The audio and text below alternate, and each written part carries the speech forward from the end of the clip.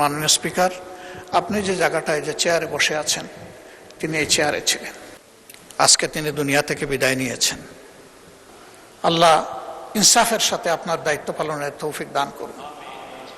আমরা একটু পরেই বিসমিল্লাহি আলা মিল্লাতে রাসূলিল্লাহ বলে মহান আল্লাহর কাছে তাকে সমঝে দেব। মাটির একটা পর্দা দুনিয়া থেকে তাকে বিচ্ছিন্ন করে ফেলবে। আজকে একজন মহান ব্যক্তি, যিনি ৬ বার এই পার্লামেন্টের সদস্য নির্বাচিত হয়ে জাতীয় গুরুদায়িত্ব পালন করেছেন, যিনি মহান পার্লামেন্টের স্পিকার ছিলেন, যিনি অস্থায়ী রাষ্ট্রপতি ছিলেন, আইন অঙ্গনের একজন তারকা আইনজীবী ছিলেন। আজকে তিনি দুনিয়া থেকে বিদায় নিয়েছেন। আমি সূরা মুলকের ২য় আয়াতটি এখানে তেলাওয়াত করেছি। আল্লাহ রাব্বুল আলামিন এই আয়াতে সমস্ত মানব জাতিকে স্মরণ করিয়ে দিয়ে বলছেন, আল্লাযী খালাকাল মাউতা ওয়াল হায়াত, তিনি সেই মহান সত্তা যিনি তোমাদেরকে মৃত্যু এবং জীবন উপহার দিয়েছেন। আগে মৃত্যুর কথা বলেছেন আল্লাহ তাআলা, লিয়াবলুয়াকুম, যেন তিনি তোমাদেরকে পরীক্ষা করতে পারেন। আইয়ুকুম, তোমাদের মধ্যে কে আহসানু আমালা, সুন্দর চরিত্রের অধিকারী, উত্তম আমলের অধিকারী। ওয়া হুয়াল আজিজুল গফুর, যারা স্বয়ং সৃষ্টিকর্তাকে অগ্রাহ্য করবে তাদের ব্যাপারে এই মহান সত্তা বড় কঠোর, কিন্তু যারা তার অনুগত হবে আল্লাহ তাদের প্রতি খুবই দয়াপরবশ। এই আয়াতে আল্লাহ তাআলা আমাদের সকলকেই স্মরণ করিয়ে দিয়েছেন যে কোনো উদ্দেশ্যহীনভাবে আমাদেরকে তৈরি করা হয়নি।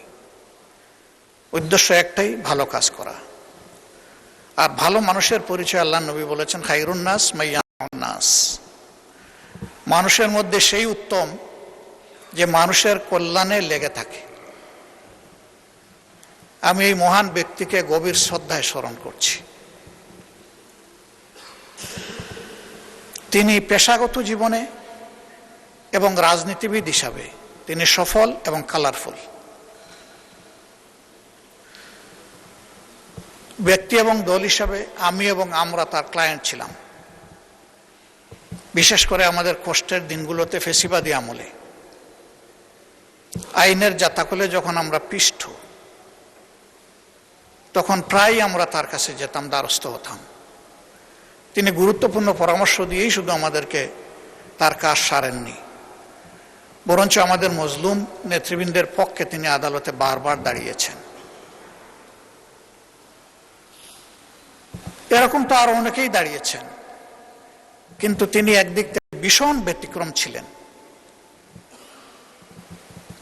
প্রথমবার থেকে আমরা চেষ্টা করেছি কৃতজ্ঞতা স্বরূপ তাকে কিছু ফি দেওয়ার। শেষ পর্যন্ত আমরা এই কাজে সফল হইনি।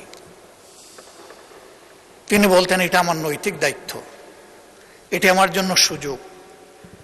একসাথে রাজনীতি করেছি, তাদের জীবনের এই কঠিন চ্যালেঞ্জিং মুহূর্তে আমার মধ্যে সামান্য মানবতা থাকলে আমার পক্ষে তার কাছ থেকে তাদের পক্ষে ফি নেওয়া সম্ভব নয়।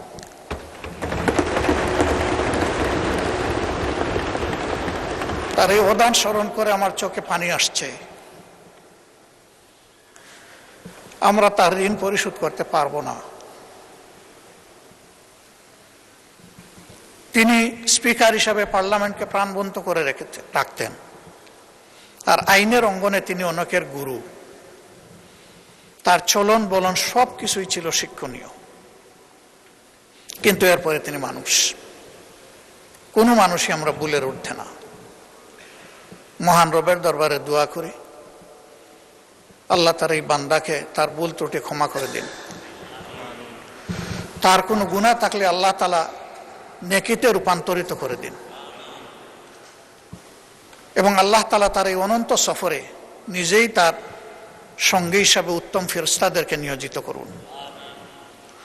কবরের জিন্দেগিতে আল্লাহ তাআলা তার কবরটাকে জান্নাতের নূর দিয়ে প্লাবিত করুন। প্রশস্ত করুন।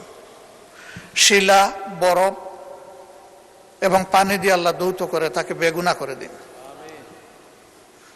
তার কবরের সাথে আল্লাহ রাব্বুল আলামিন তার প্রিয় জান্নাতের একটা মায়ার জানালা খুলে দিন। তার পরিবারের সম্মানিত সদস্যবৃন্দ, আপনজন, প্রিয়জন এবং তার রাজনৈতিক সহকর্মীবৃন্দকে আল্লাহ তাআলা উত্তম সবর করার তৌফিক দান করুন। এই সমস্ত মানুষদের জীবন থেকে আমরাও যেন অনুপ্রাণিত হয়ে নিজেদের কর্তব্য নির্ধারণ করতে পারি, আল্লাহ আমাদেরকে সেই তৌফিক দান করুন।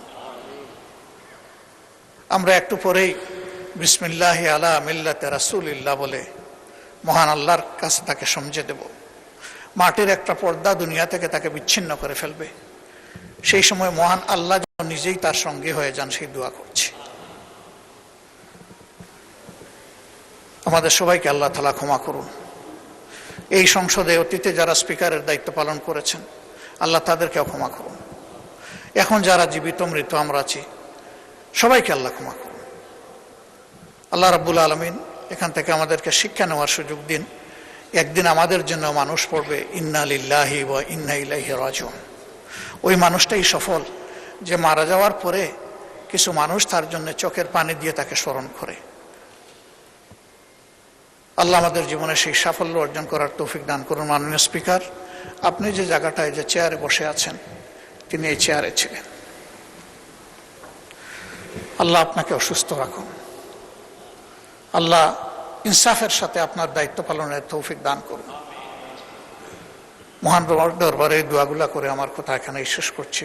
আসসালামু আলাইকুম ওয়া রাহমাতুল্লাহ।